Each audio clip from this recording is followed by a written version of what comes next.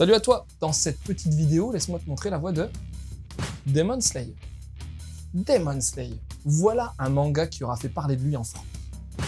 Initialement publié sous le titre Les Rôdeurs de la Nuit, dès août 2017, le titre a rencontré bien des difficultés chez l'éditeur Panini. Ne trouvant pas son public, la faute en partie à une communication inexistante à l'époque, il aura fallu attendre quelques chamboulements internes dans la branche manga de l'éditeur italien pour que la copie soit revue. Profitant du succès de l'adaptation animée sur Wakanim, Panini relance la série de Gotouge Koyoharu comme il se doit à la rentrée 2019 et avec un nouveau titre pour le manga afin de correspondre au titre de l'animé, Demon Slayer. Et le plan de publication pour relancer la machine est plutôt ambitieux puisque les 2 premiers tomes sont proposés pour le prix d'un et en simultané, tandis que les volumes 3 et 4 sortiront le mois suivant en octobre. Un sacré lancement donc, associé à une communication un peu plus poussée, permettant d'espérer une suite heureuse pour le hit du Shonen Jump. Car c'est bien dans le plus célèbre magazine de prépublication de manga qu'est proposé Demon Slayer depuis 2016 sous le nom Kimetsu no Yaiba. La série connaît un bon succès et se terminera au bout de 23 volumes en 2020.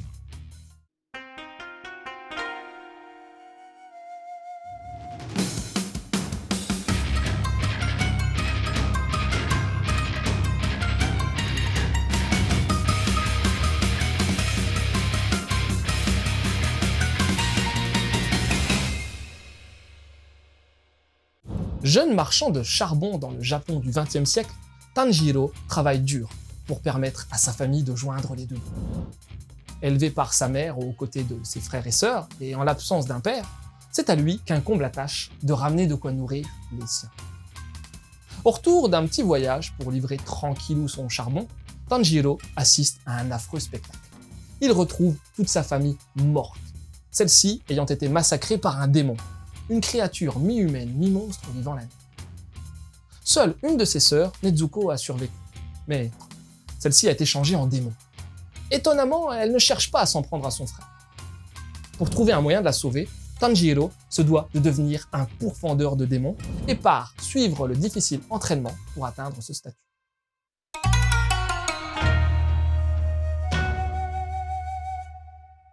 En tant que titre du Shonen Jump, Demon Slayer suscitait des attentes, et sans doute que l'adaptation animée sera bénéfique à ce relancement de la série. Sur ce premier tome, Gotouge Koyoharu nous offre une amorce finalement sombre, n'hésitant pas à dépeindre un monde hostile où sévissent les démons qui provoqueront le massacre de la famille du héros sur les premières pages. En ce sens, l'ambiance de ce début colle bien au cadre choisi. On peut même dire que voir un shonen grand public se dérouler de nouveau dans un Japon du XXe siècle, rendu crédible, a quelque chose de rafraîchissant à l'approche des années 2020. C'est donc tout le climat de ce premier tome qui pourra séduire en premier. Pour le reste, le manga ne s'éloigne pas pour le moment des poncifs du genre, et fait se succéder l'événement déclencheur, puis l'inévitable entraînement du héros. Car Tanjiro n'a rien d'un combattant au début, malgré un petit talent, il fera se démarquer. Voilà qui pourrait même cacher certains mystères, mais ce sera à la suite de développer ou non cet aspect.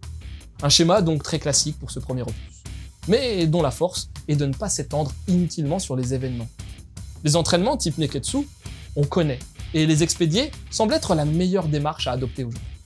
Gotouge Koyoharu dépeint ainsi les premières phases classiques de son œuvre pour essentiellement aborder quelques éléments qui seront peut-être cruciaux pour l'intrigue, et ce, tout en justifiant le passage du protagoniste de campagnard lambda à combattant accompli.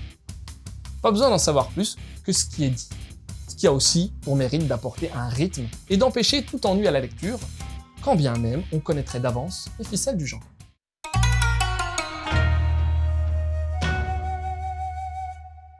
L'autre atout indéniable vient du style de l'auteur, qui sort des sentiers battus. Fin et épuré, puis plus dense quand l'action s'y prête, il présente un côté un peu daté qui apporte paradoxalement une petite fraîcheur aujourd'hui. Il colle aussi très bien au contexte historique de la série, ainsi qu'au combat de sabre. On saluera aussi la narration claire et efficace du mangaka, bien qu'on attende maintenant de voir sa capacité sur des combats plus imposants. Enfin, c'est une édition de bonne facture que nous livre Panini. Le papier est fin et a aussi un aspect granuleux appréciable, ce qui rend l'ouvrage souple et plaisant en main. On sent clairement une volonté de l'éditeur de repartir sur de bonnes bases, après de longues années de déception. Un redémarrage plus que louable, mais qui devra surtout continuer sur le long terme.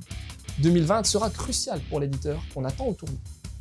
Amorce classique dans sa forme, le premier tome de Demon Slayer n'en est pas moins prenant par son ambiance sombre, son rythme efficace qui montre de l'auteur une bonne compréhension des codes actuels du genre et une esthétique particulièrement plaisante.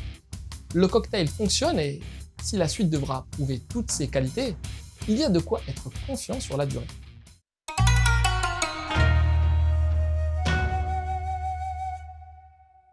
Et en lien, il y a peu, j'ai chroniqué Orient, un shonen neketsu se déroulant durant la féodalité nippone.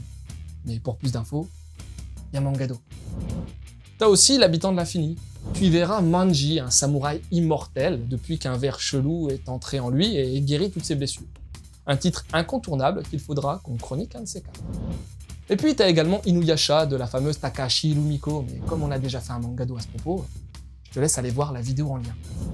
Voilà, c'était Loot, j'espère que cette petite chronique t'aura donné envie de lire Demon Slayer. Je te laisse et continue dessus la voie du manga.